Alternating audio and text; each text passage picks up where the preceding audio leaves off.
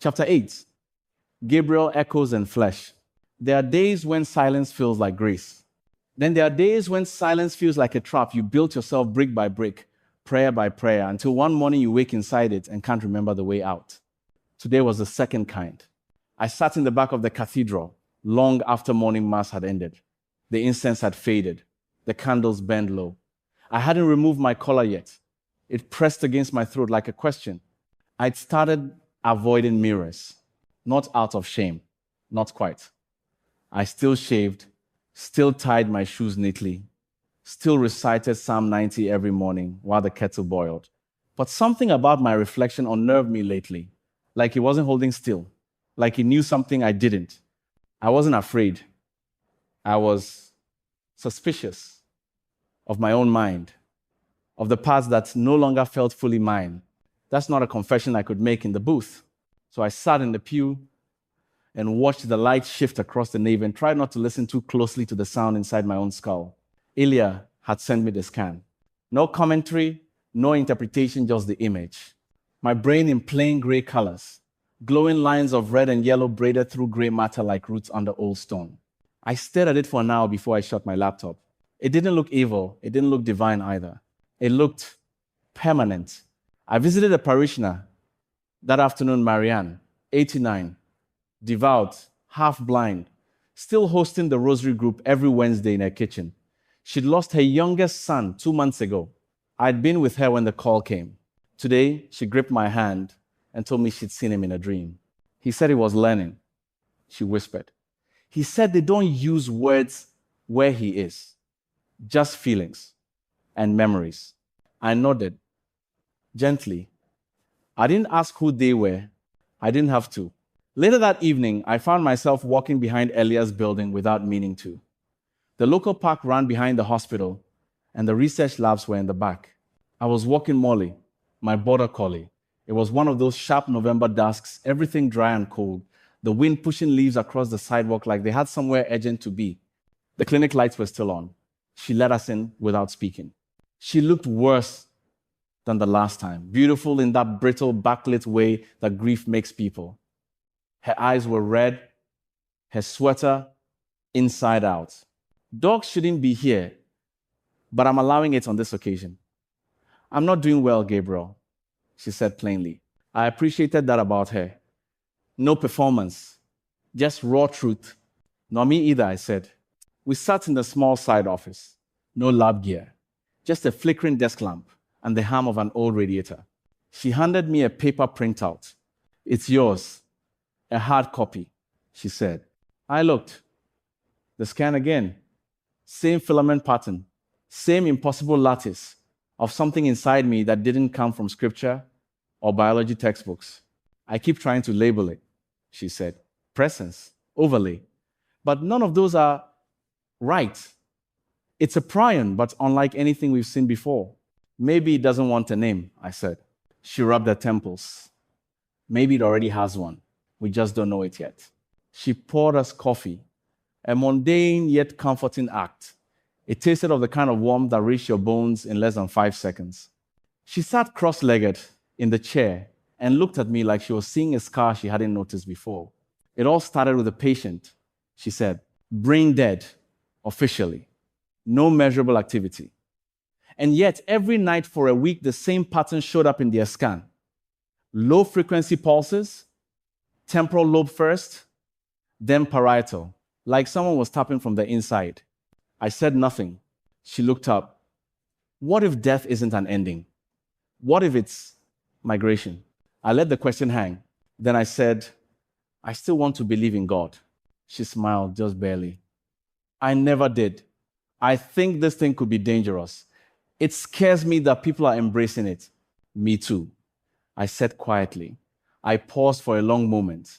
I struggled to get my words out. Elia is there. I paused again, frowned. There any way to remove it? She finished. My temples throbbed as I nodded. Elia sighed as she sank back into her seat. No, not proven anyway. On paper, there is no cure for a prion infection. Quinacrine and pentosan polysulfate showed promise in vitro and in animals, but failed in the clinical trials. And then there's an antibody therapy that targets prion proteins. She gazed into the distance. I could almost see the gears turning in her head. The world is heating up. People are starting to split over this. I have a religious conference coming up to debate the issue. Elia let out a soft laugh. You'll have to let me know how that goes. But you have a point about treatment, removal. She went quiet after that. Not the thoughtful kind of quiet, the kind that begins in the body. Her fingers, which had been tapping a steady rhythm on the side of her mug, stopped. Her jaw twitched. Elia, I said gently. She blinked slowly. Her pupils didn't quite track me. Elia, then, all at once, her entire body ceased. The coffee mug slipped from her fingers, hit the floor, shattered. She twisted in the chair like something inside her had yanked the strings wrong. Her limbs went taut. One of her legs kicked the table. The whole thing flipped, slamming to the ground. Coffee splattered up the baseboards. Her head snapped back. I was on my feet before I knew it. Elia, she convulsed small, fast jerks at first, then deeper ones. Like the tide of her nervous system had been reversed. Her mouth open, teeth grinding. For a second, I thought she might choke. I dropped to my knees beside her. My hands hovered careful, practiced to protect her head. I'd seen seizures before, but not like this. This wasn't just electricity gone wild in the brain. This felt like something trying to get out. Elia, I'm here. It's okay. You're okay. Just write it out. Her eyes rolled, not back up, like she was watching something on the ceiling that I couldn't see. Then she whispered something, so faint I almost missed it. No? Her lips kept moving, but the sound was wrong, like someone else was trying to speak through her mouth. Her voice layered fragmented, one word in her cadence, another overlaid, alien and smooth. Stay, vessel, binding. Elia. I grabbed her wrist, grounding her. You're here. You're with me. Come back. Her whole body jerked once more, then slackened. Silence fell.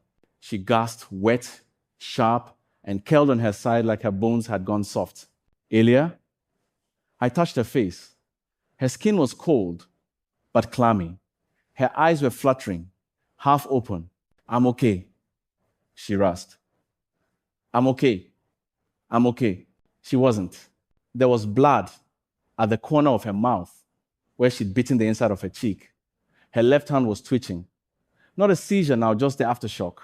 I found a clean lap towel from the counter and pressed it gently to her lip.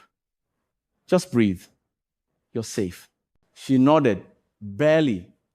Her whole body shivered. And then she said something I wasn't ready for. I didn't want to say yes.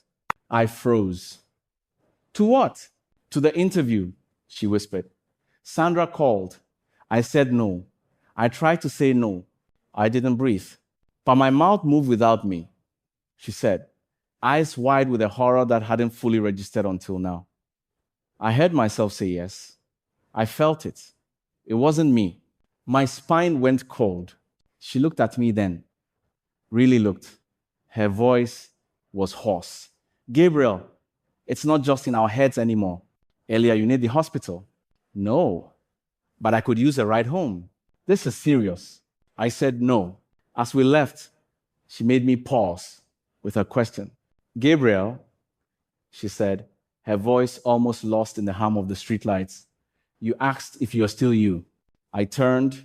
She met my eyes when she answered. I think the question is, were we ever? That night, I dreamed I was walking through the cathedral. Empty pews, bent wicks, my own footsteps echoing. At the altar stood Anna. Not Anna as she died. Anna as she was alive, warm, her hands beckoning, smiling with a kind of tired kindness, wearing that pink summer dress she wore so often. I moved to speak, but she raised her finger. Behind her, the stained glass lit up from within, not with sunlight, but with something else. It pulsed, like breath, like language I'd forgotten how to understand. Anna didn't speak, but in the dream, I knew what she meant. It's still watching.